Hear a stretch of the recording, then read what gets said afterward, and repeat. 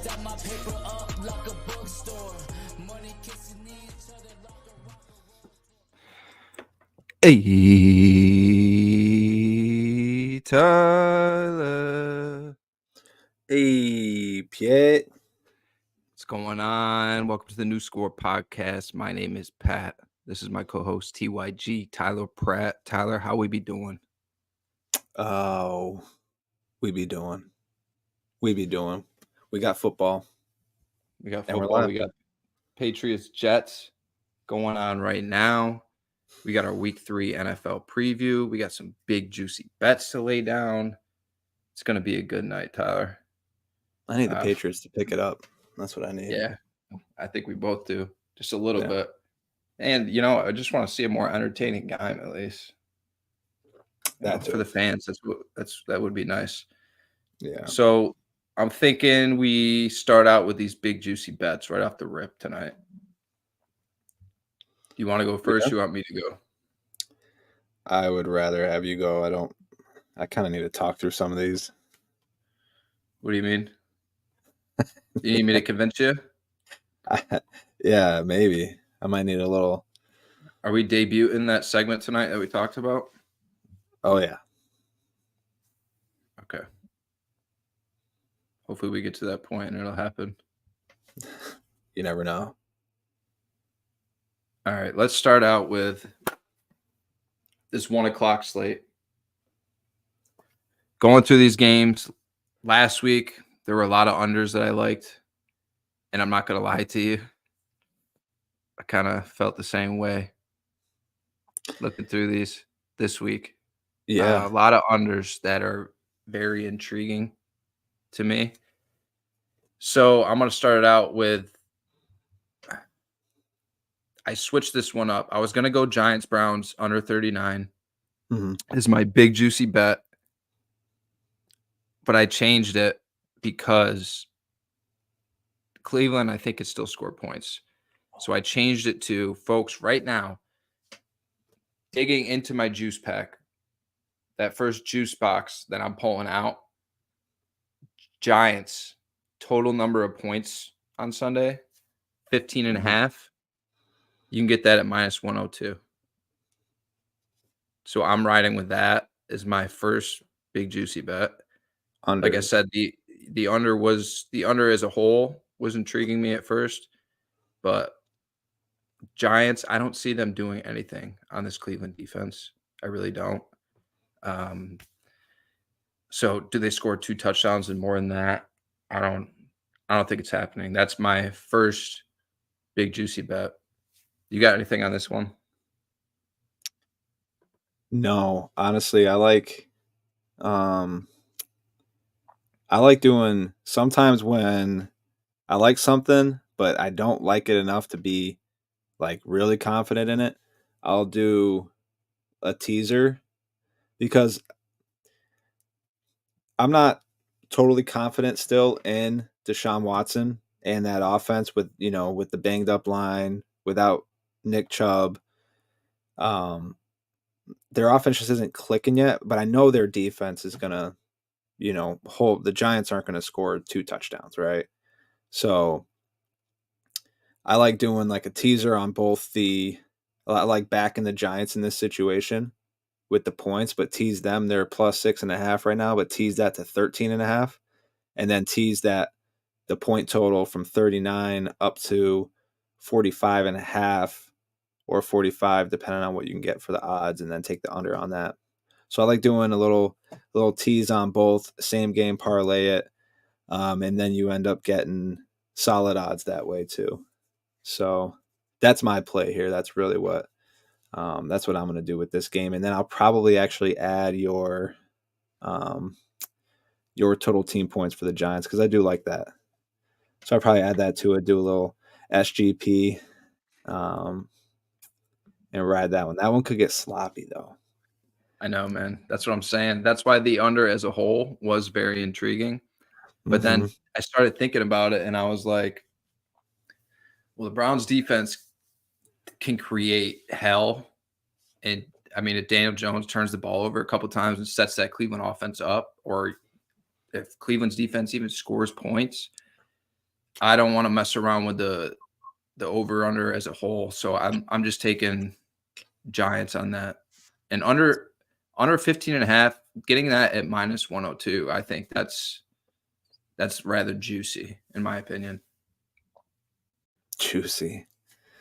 Yeah. So that's number 1 in the juice pack, eh? That is number 1 in the juice pack. All right. Can you do number 2? I'm not gonna lie to you. I had a couple more unders, but I changed them. Oh. I changed them earlier today. Wait. Before you get into that, how many of the unders hit for you last week? Because I know you liked like probably 4 or 5 unders, and I feel like a lot of them did hit. Yeah, I hit 3 out of the 5 unders last week. What were the 2 that went over? The Patriots one barely did. Oh, yeah. And then what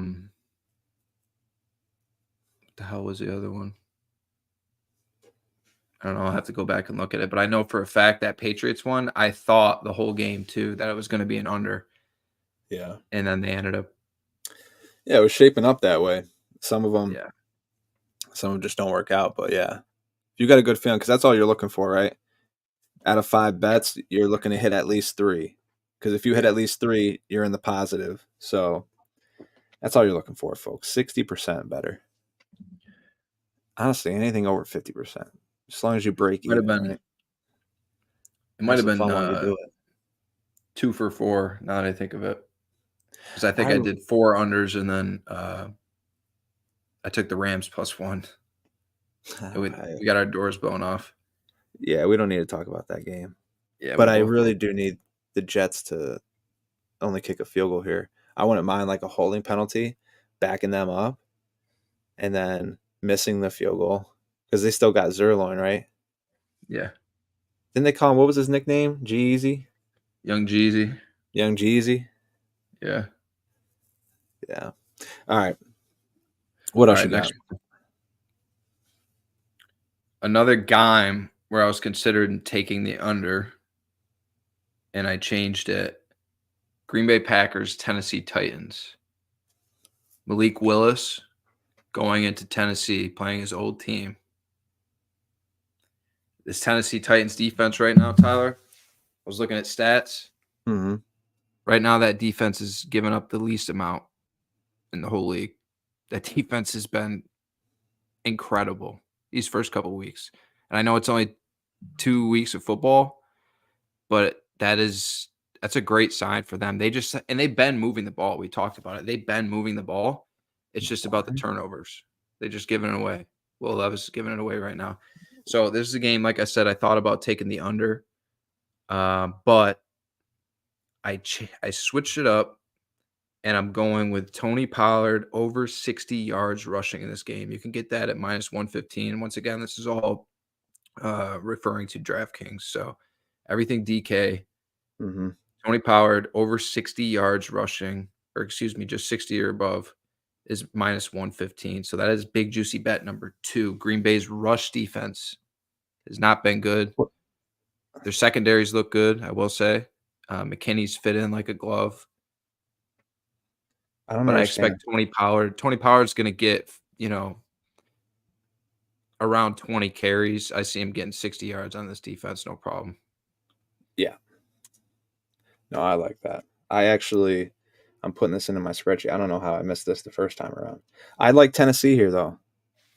I actually like Tennessee at 2.5. I think they played as a team. They played good ball. Will Levis has just let him down a couple times, and I don't want to put it all on him, but kind of, is on Will Levis.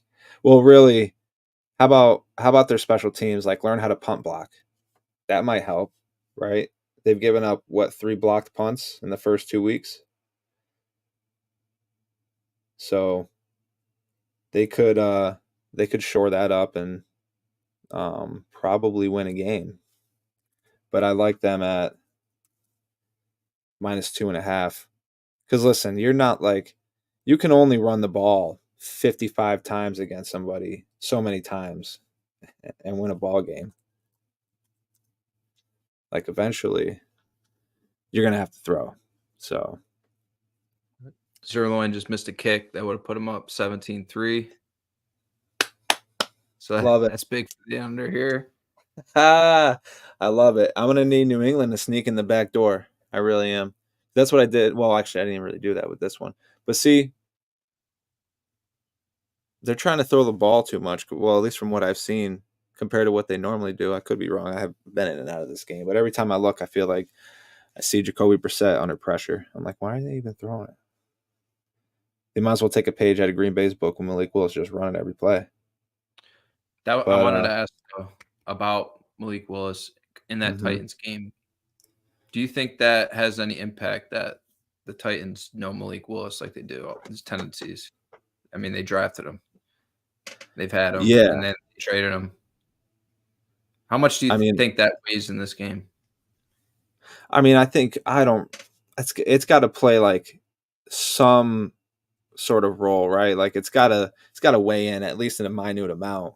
Like you've seen the guy, you've seen his, like you said, his tendencies, what he struggles with, what he might do well, and then you ultimately trade him away because he ain't what you're looking for.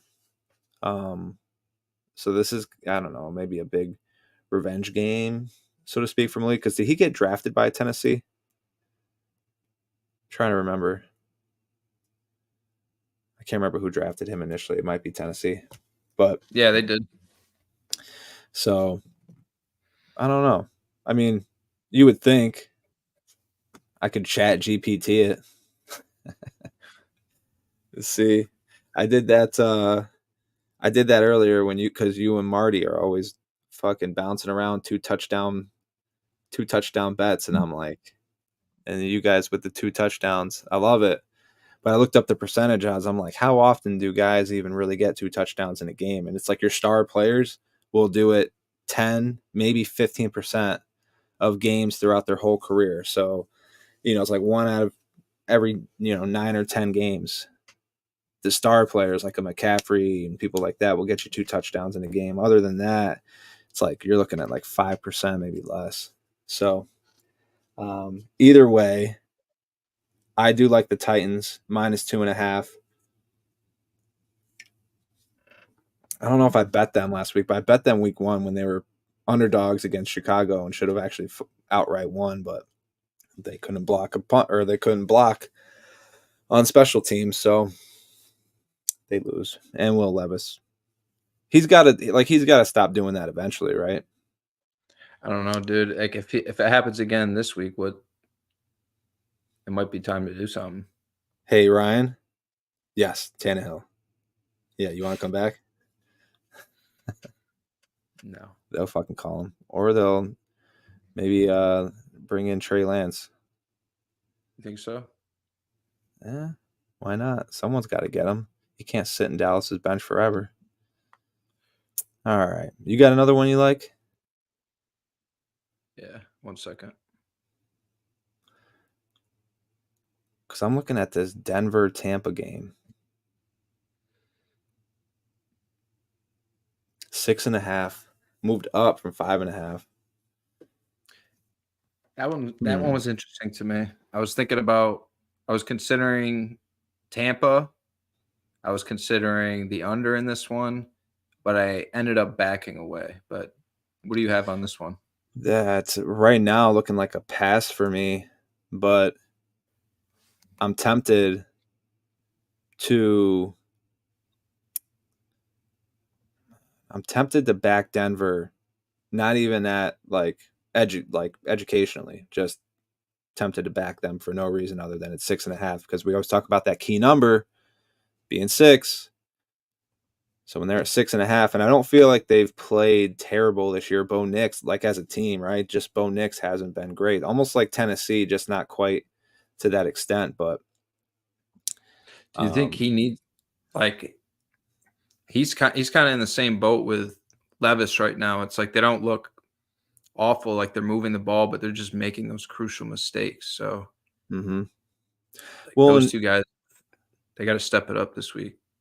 Yeah, like we all know Levis's mistakes is him trying to, he had the stupid, forward flick pass, and then he tried to make another play as he was going down. Bo Nix is just like throwing it off his back foot into double coverage just because he feels some pressure.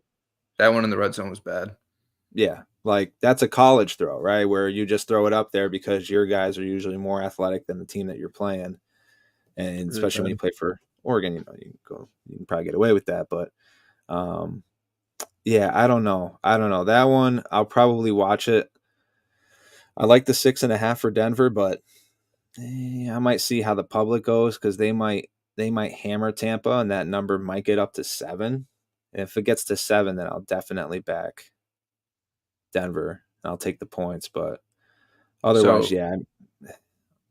Another team, I was looking at stats earlier, just defensive stats. Their defense hasn't been playing bad. They're getting put in bad spots right now.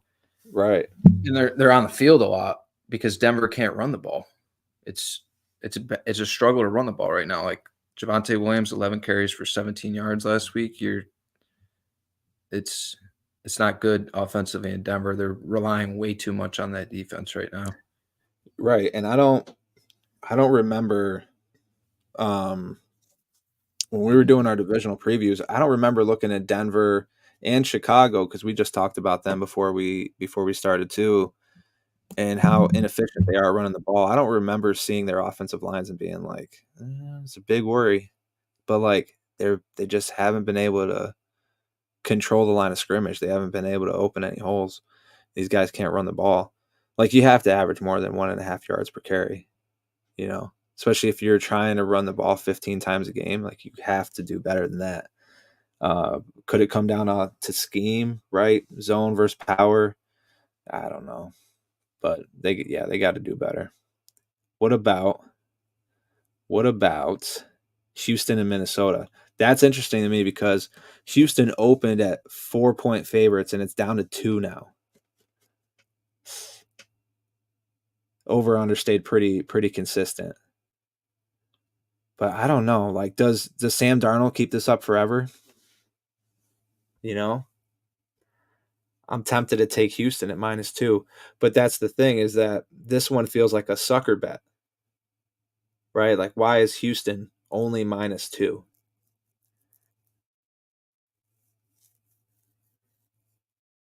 I kind of like the Texans here. I'm trying to set up IG Live right now because it wasn't doing it. No. I kind of like the Texans there. I'm not going to lie. Maybe the under. What's that? Yeah, Minnesota. Another team defense out is playing on their head right now. Yeah. So that's the thing too, is like we know there's a couple units and right, like a couple defensive units on some teams, a couple quarterbacks on some teams that are playing way above expectations. 2 of those guys being Sam Darnold and Derek Carr. Like, do they keep this up forever? Do you ride it until they don't? Like, that's kind of why, like, New England, for example, tonight, at the beginning of the year, if they were 6-point dogs to the Jets, I'm probably taking the Jets.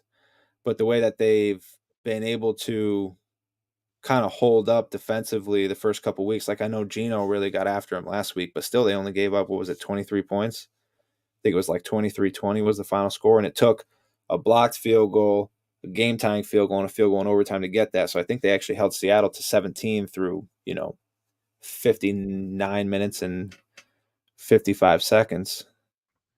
So, yeah,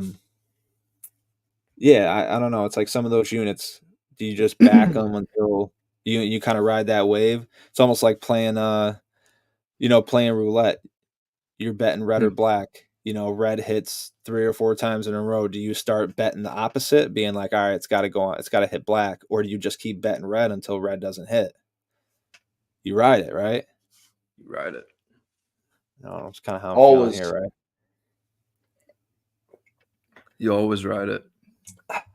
So do we pause? But do we ride Sam Darnold? Yes. Yes.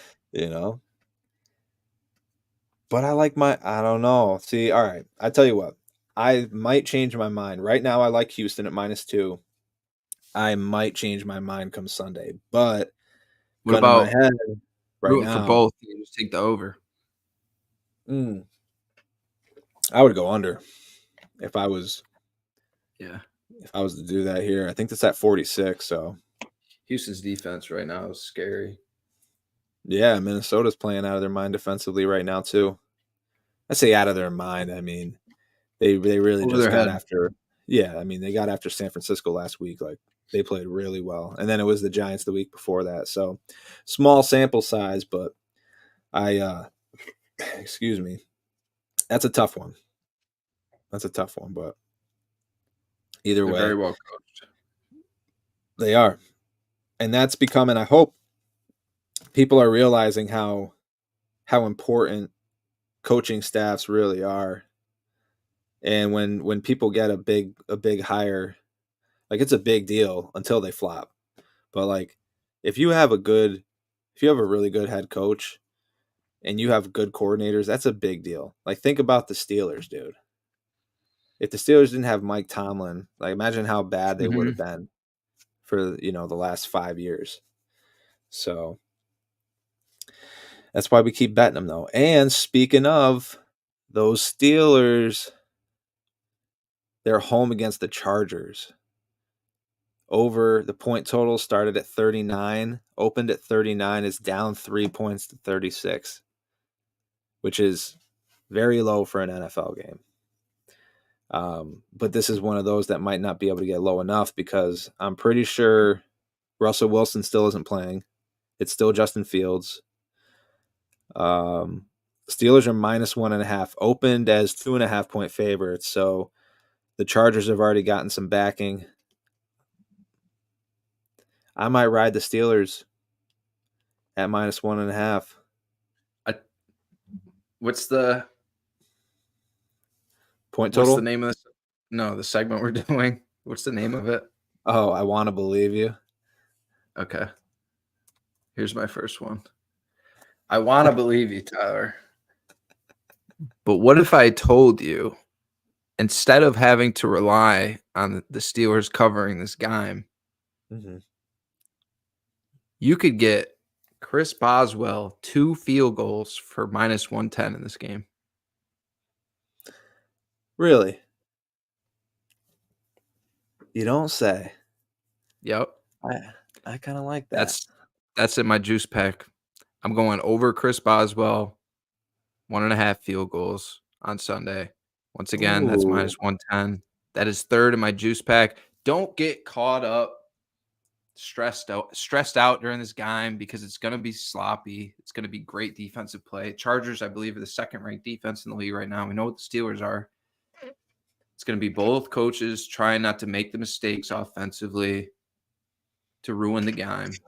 Yeah. I see a lot of field goals. You saw what Boswell did week 1. So you're telling me I only need 2 in this game and that's it? I don't have to sit the rest of the game and start sweating over what's going to happen in the end. It could just be 2 field goals and I could enjoy the rest of it. Give me that all day in the juice pack. Chris Boswell over 1.5 field goals. What did they got Dicker at? 1.5 as well. So you could get either. Honestly, Same odds? I would take either. Yeah, I believe. Wow. Yeah. I mean, it very well could be a field goal game. Like they're both teams are going to run the ball. I don't give Because up is Herbert still hurt? Herbert hurt. What's going on with him? Okay, that's my bad. Dickers -125. Close enough. Hold on. Looking up Herbert. What's going on with our boy? Let's see. Oh, he's already 26. I do want to get your take more on the Giants-Browns game. Like, if you think that game's going to get out of hand, how that's going to go. Because I touched on it how I like the Giants under, but I don't think you really went in depth on it at all. No, yeah, okay. Yeah, no, we'll circle back to that because the Giants, I don't know. I just, for whatever reason, have like faith that Dable is like good enough to scheme up that offense with, now that they have Neighbors and healthy Danny Dimes. But I don't know. Daniel Jones, he didn't look bad last week. I know it was against Washington, but he looked a lot better than he did week 1 against Minnesota. They got the running game going. I think Singletary almost had 100 yards, but they didn't have a kicker, which hurt. They scored 3 touchdowns. They could have won that game if Neighbors caught that ball on the sideline, which he catches, 99 out of 100 times. That was the 1 out of 100. Or if they had a kicker. If they had a kicker, yeah, no, it's they're already up 21-18 at that point, and they probably kicked that. Instead of going for it there, they probably kick the 50-yarder and make Washington go down and try to score a touchdown. So yeah, that was just a tough break. It was almost similar to the Eagles game, right? Saquon, he catches that, they win the game. He didn't. The Falcons still had to go, length 70 yards down the field, score a touchdown. They did in 5 plays. Washington, I don't have much confidence they're going to do that. They could have pulled it off, though, right? Like, Kirk was over his last 8 before hitting that one. Fucking Kirk, man. Yeah. But yeah, I mean that second under half starting, by the way. Yes, sir. We got some second half action. It's interesting because I don't have faith that against that Browns defense, Daniel Jones is going to be able to, lead the. That's fine. It can't be so bad. Yeah, you can't have or expect Daniel Jones and that offense to go down and score, 2 touchdowns or more, right? Like, if the Giants want to win this game, because their secondary is so bad, you got to think that it's going to be a battle of field position at times. Daniel Jones is probably going to turn it over at least once. You got to think the Browns are going to put up probably 24, 27, somewhere in there. And I don't see the Giants getting 27-30. So You get 20, man. Right. That's what I'm saying. It's gonna be tough sledding for them, especially in the dog pound where we know Cleveland plays. Their defense is played even tougher. It's like their defense plays at a great level, and then once they're at home, they just it's a whole different tier.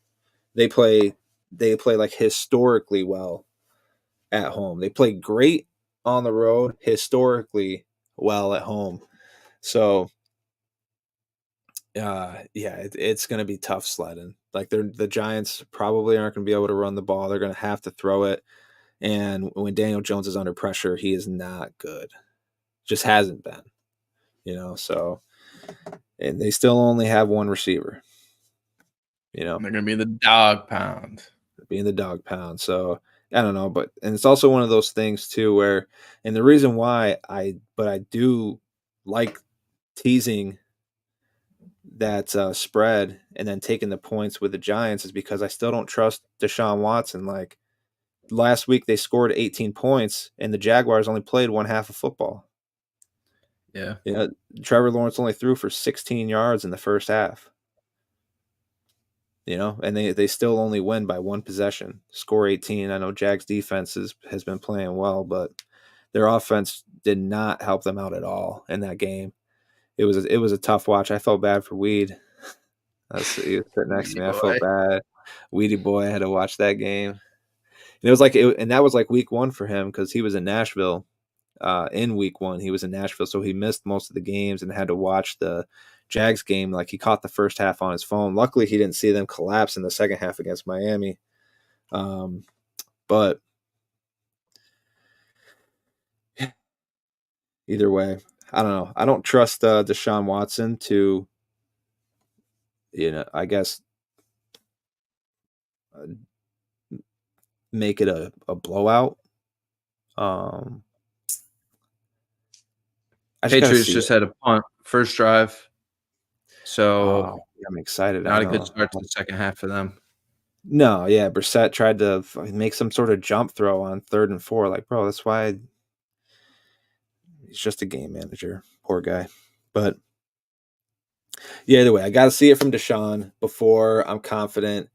Because if I was confident in Deshaun's ability to lead that offense consistently, I would take them at -6.5 against Giants all day, especially because of their defense. But I don't. So I'm taking the Giants, teasing that spread to +13.5. Give me the points, bumping that total up 6, taking the under. It's probably going to be what we think it's going to be. But yeah. Did I convince you to change your Steelers bet to Boswell over 1.5? No, you just convinced me to take Boswell, but I'm sticking with the Steelers at -1.5. Listen, I haven't seen it. I haven't seen it from the Chargers yet. And with Herbert being hurt, if Herbert's not 100%, and that the Steelers defense right now, if TJ Watt is playing and they have a decent number, I'm taking that because of their defense. TJ Watt's playing out of his mind right now. The dude is just the best defensive player in the NFL right now. That's just the level he's playing at. And I will take that defense against that offense. And really, the Chargers have only been able to run the ball. You're not going to run it all over Pittsburgh. At least, I don't think they will, and Pittsburgh's at home. Historically, I guess if you're playing the numbers, Pittsburgh's not like a crazy good at covering as a home favorite. But I just like them. I don't know. I'm not there yet with the Chargers. I got to see a little more out of them. But with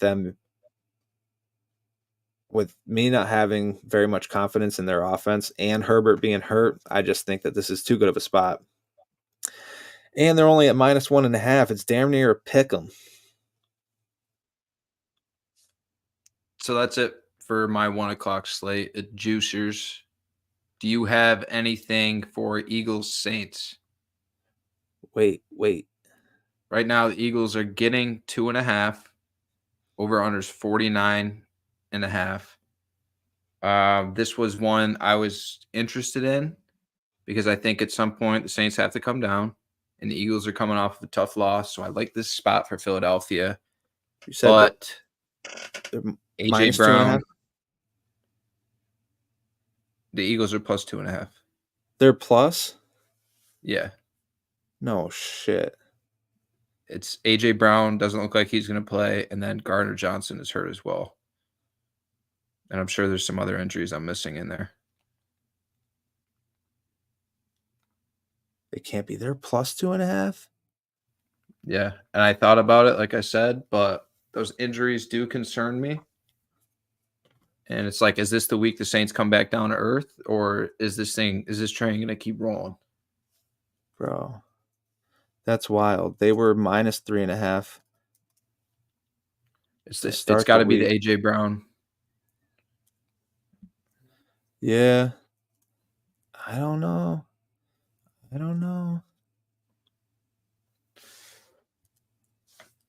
I think. So you don't know on this game then? I think. I mean, I was like with the Eagles. I thought they were -2.5, and the spread only changed 1 point. I didn't even see that they were underdogs now. But at first, I thought about passing on this one, and if anything, taking the over. But now that the Eagles are getting points, I don't know. I might sit and wait on this one for a little longer and see if it gets to 3. If that gets to 3, I have to take them.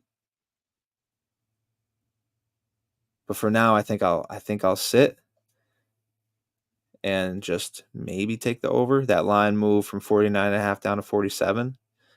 Because I mean that Eagles defense has not been great. Saints offense is lighting it up right now. Saints offense is lighting it up. The Eagles offense, I'm confident if they just don't abandon the run, like they're going to be okay. I think that they can put up 24-30. I know that Saints defense is good, but I think the Eagles can put up 24-30 even if they're missing AJ Brown. Chicago Bears, Indianapolis Colts. Right now, the Bears are getting 1.5. Over under is 43.5. Like I said, I'm done with the 1 o'clock slate as far as my juice pack goes. But I did think about taking the Bears in this one. I also thought about taking the under in this one. But at the moment, I'm backing off. What do you think about this game? Two things that I'm looking out for as far as this game goes is Chicago Bears front offensively. Like we got to see better than these first 2 weeks. And Yeah. I was looking at stats right now. Chicago, their passing stats are down with Carolina, and Bryce Young just got benched in Carolina. And I know we've said it time and time again, we're not overreacting, and we think Caleb Williams is going to be an absolute star in this league. But we also have to be, responsible and bring up those stats that the passing stats are down there with Carolina right now, and the yards per attempt are even lower. It's lowest in the league. And I think the offensive line is a huge part of that. But you'd like to see this offense really take a step up because it doesn't feel like people are getting open downfield. There's no protection. It feels like there's something off in the scheming.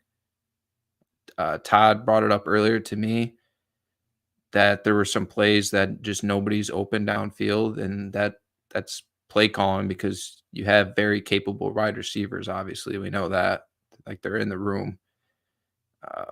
So Shane Waldron, let's see something out of him this week, and let's see something out of protection.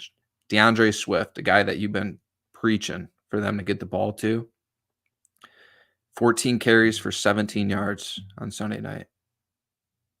So it's going to be interesting to see if they can run the ball on the Colts, who've just gotten tore up first 2 weeks of the season in the run game.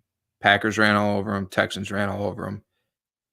This is going to be, a sign of how bad is this Bears front and their run game right now, or how bad is this Colts run defense right now. It's just, I want to see that, and then obviously the pass protection for Caleb. As far as the Colts go, Anthony Richardson, you're going up against an elite defense. Last week, you threw 3 picks. You gave the game away. You made some awful decisions. So, what Anthony Richardson are we going to get this week? Does Shane Steichen abandon the run like he did? I think you got to try and run the ball on the Bears defense, because if you get pass happy against them, you're going to be in a hell. And this is a game that I'm really excited to watch. I'm really pumped. Like I said, I don't favor anything as far as betting is concerned, but just one of those games this weekend I'm very excited to watch. Yeah. I like this game a lot. I almost don't want to bet on it just so I can enjoy it. But it's not in my nature. So I don't know. I like the Bears in this one. I think that it's in my head. What I'm thinking is like, it's a double-edged sword. Which side of the sword are you on, right? Which side of the sword are you falling on? Are you taking the underwhelming, or I should say underperforming offense against the suspect defense, being the Bears' underperforming offense versus the Colts' suspect defense, especially that run game, and everything starts in the trenches, right? Which is exactly why the Bears haven't been able to do shit, because their offensive line hasn't been able to do shit, and that's why the Colts have been losing, because their D-line in the trenches can't get shit done. They can't stop the run. So it starts there on both sides. On the flip side, right, do you feel like it's a bigger discrepancy where, you have a turnover-prone quarterback who can make big plays, and they have an elite run game, or I should say running back, but you got a stud elite defense on the other end, right? So which side of the sword are you falling on? And for me, I'll fall on the side where I'm taking the underperforming offense versus the suspect defense. So I don't know. I like the Bears in this one. I just think their defense is a little too they're playing at a high level right now, and I think Richardson isn't quite at a level yet where I don't see him not turning the ball over.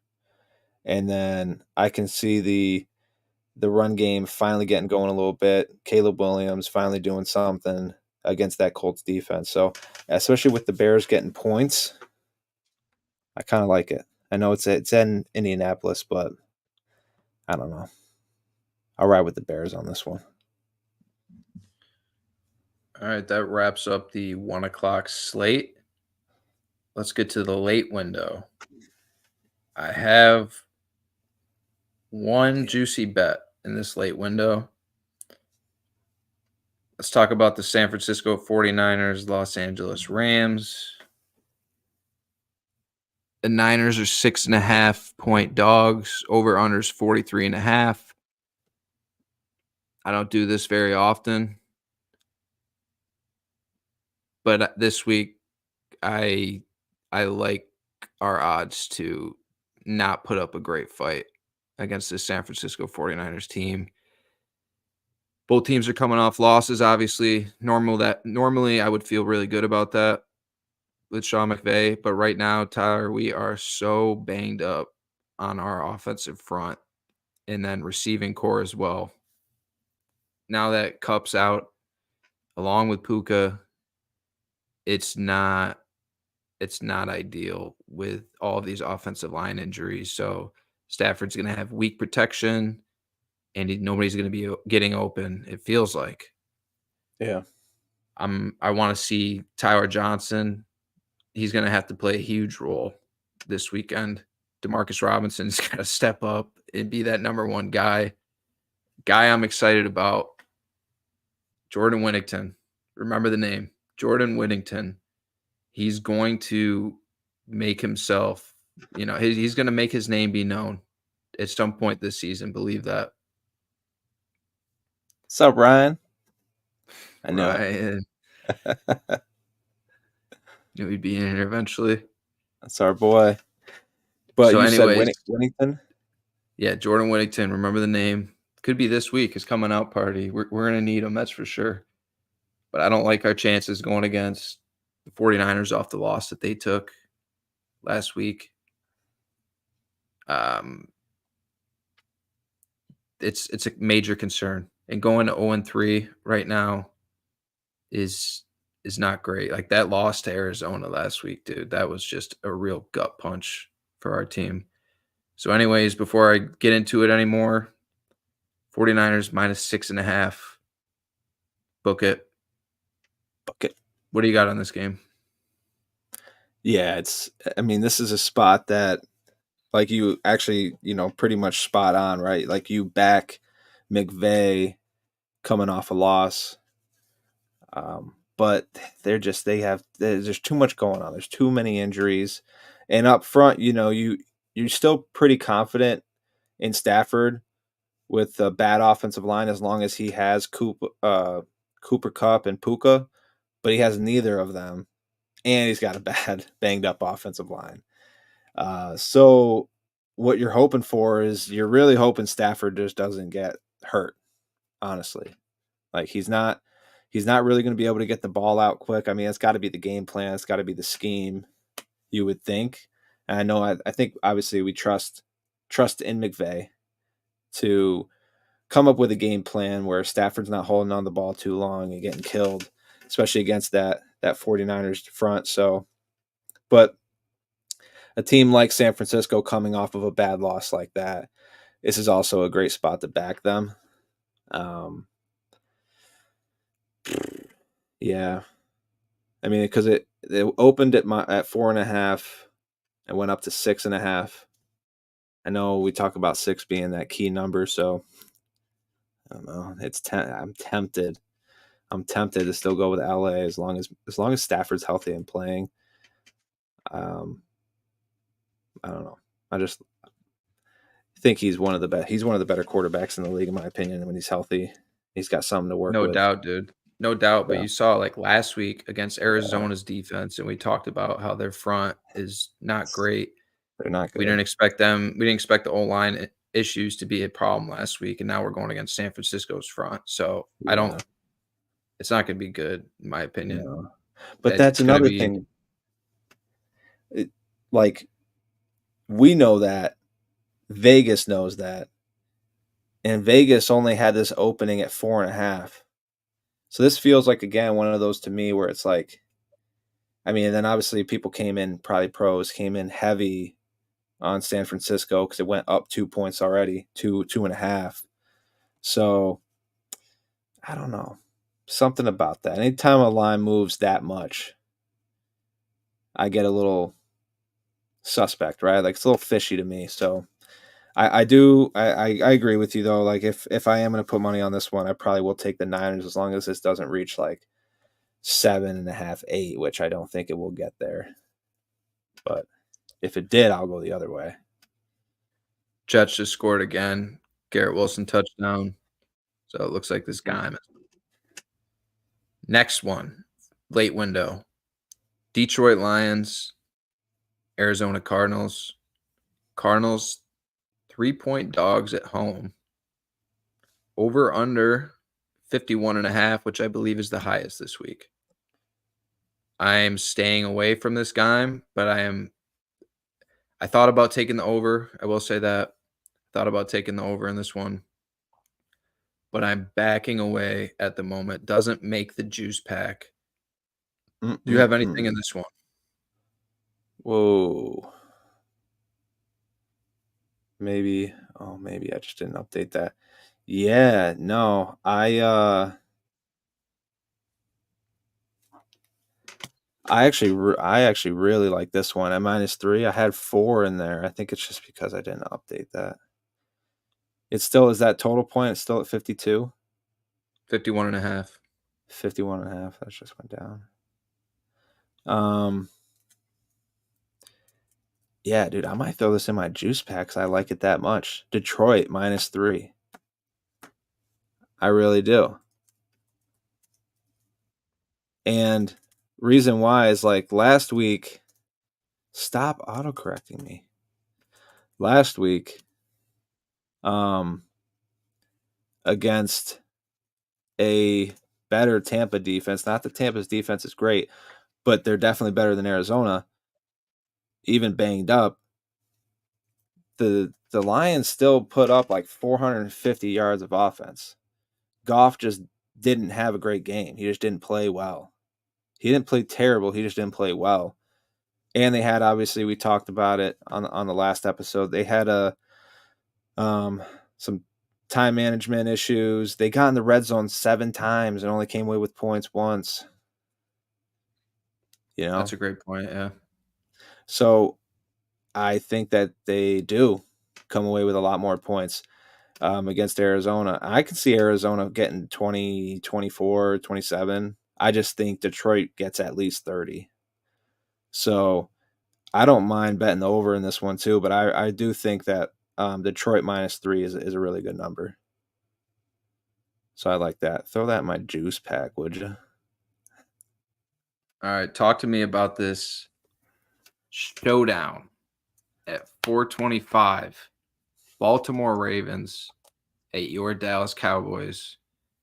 Ravens are 0-2 coming into Dallas as a 1-point favorite. Cowboys coming off that slaughtering last week at home against the Saints. Over under sitting at 48. What are you looking for in this one? Boy.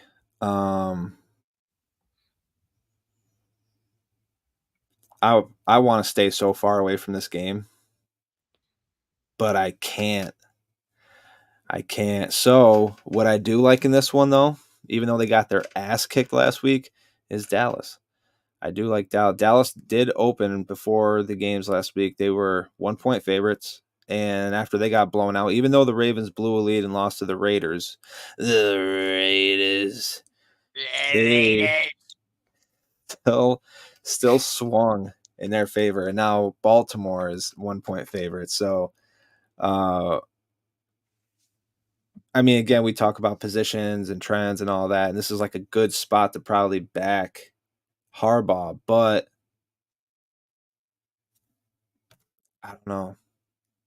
Something about it just tells me Dallas. I think that they're like they had to have learned a lot from last week and seeing how they got exposed, everything that the Saints were doing. The Ravens don't really, I feel like, run a lot of motion. Lamar definitely does make me nervous, but that pass game doesn't. I could see Zay Flowers causing some trouble, but I don't know. What's the total on this one? 48? Yeah.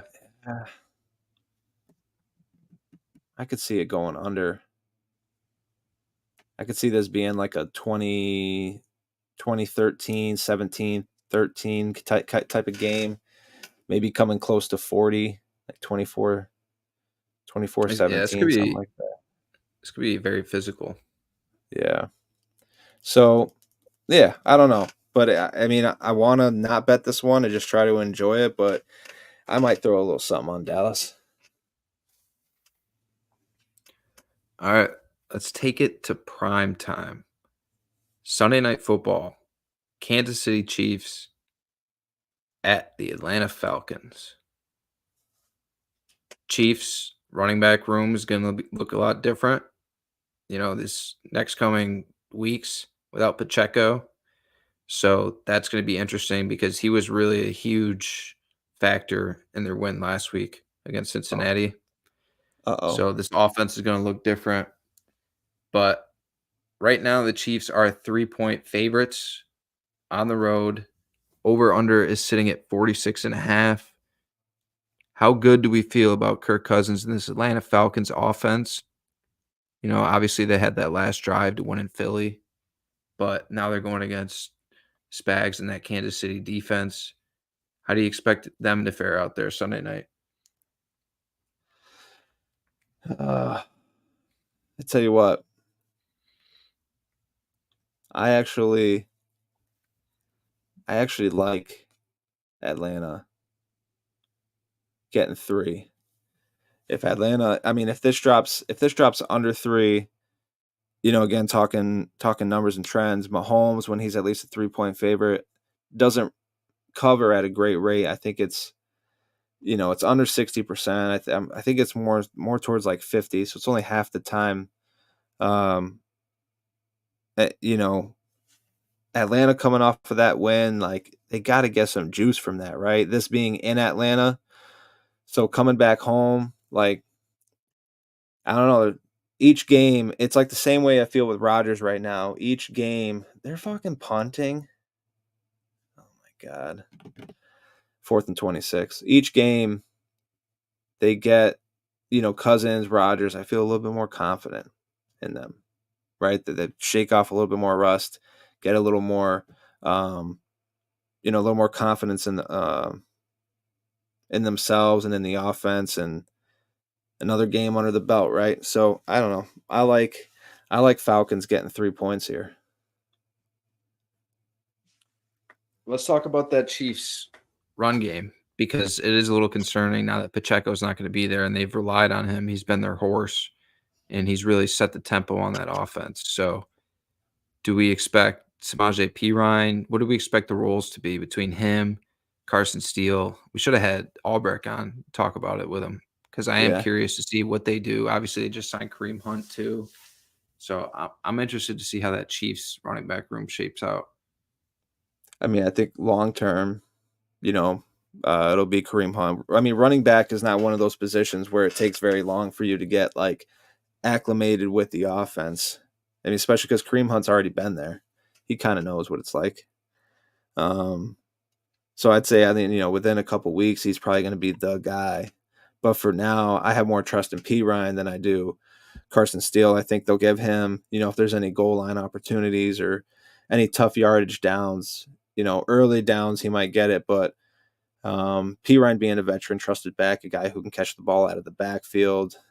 Part of it too might come down to like who do they trust more in blitz pickups, right? So I would put my money on P. Ryan though. I did it last year in fantasy to start the season. I was desperate last year to start the season. So, well, yeah, you expect him to for sure this week, next couple weeks, he's going to be the guy to catch the ball out of the backfield.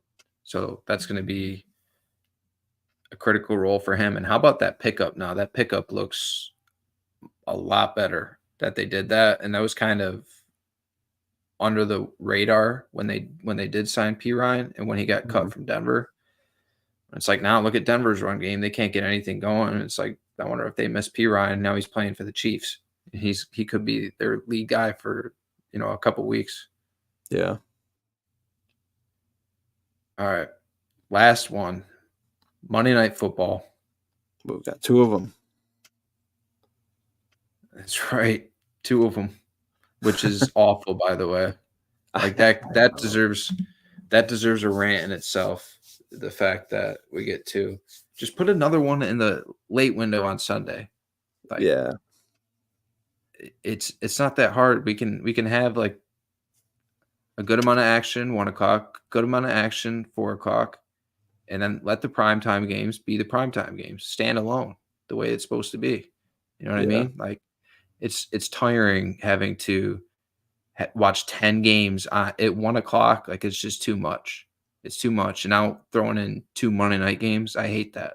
And they're 45 minutes apart. So are they doing them? Is it streaming services for one of them?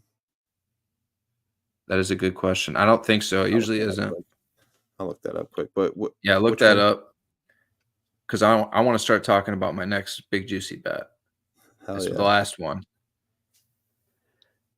Jacksonville Jaguars going into Buffalo. They're getting 5. Over-under sitting at 45.5. I love the under in this game. I love the under in this game because every single time these two teams play, they just kick the shit out of each other. Say what you want about the Jaguars, but that defense is playing ball right now. And every single time that they play Buffalo and Josh Allen, the Josh Allen head-to-head matchup, the one on Jacksonville has come out on top. The real one. They have something on this Bills offense. I don't know what it is. It's just one of those weird matchups in the NFL where they play the Bills really well. So I expect this game to be a lot more low scoring than people think. Not to mention this Jaguars offense through the first couple weeks, just going halves without scoring points. They scored 1 touchdown last week. It doesn't look good in Jacksonville. They're just not having it figured out. So I don't see them putting up a ton of points, even if it's, even if the Bills do find a way to score points on the Jags, like a bunch of points, I don't expect the Jags to put up a ton of points. The Bills defense looks great right now, by the way, and they're going to be playing at home. They're going to be fired up.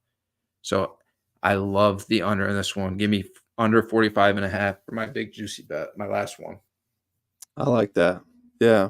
I would even be curious to see what a prop bet would look like for Christian Kirk. I talked about it. He's their number one receiver, right?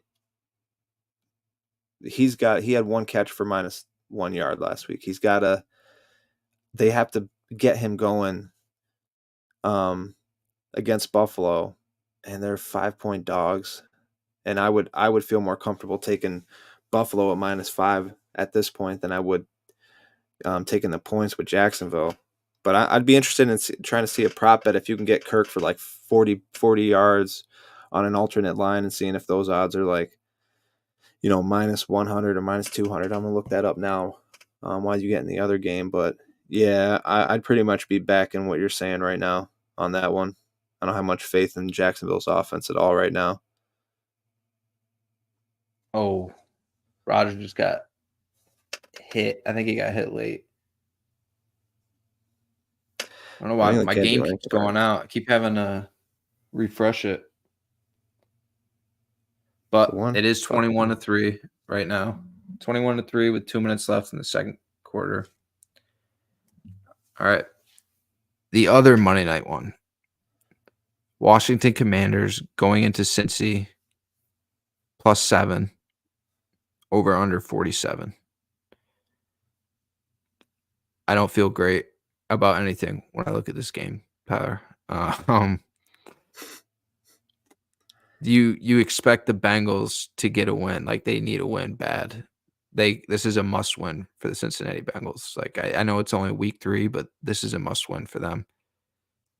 But do they win by 7? I don't know. What's your take on this one? I think I'm gonna be a lot more locked in on the Jaguars Bills game on Monday night than I am this one. Yeah, I definitely am more inclined to take the points with the Commanders than I am back in Cincinnati.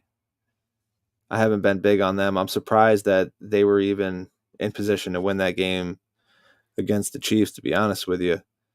7's a lot, especially for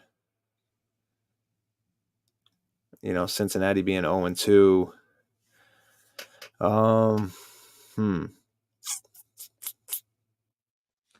Yeah, I don't know. Terry McLaurin this week, by the way.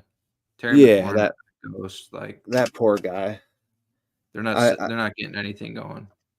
Yeah, I don't know. I'm probably at a pass on this one right now. I don't really love it too much. I mean, 7.5 is a lot.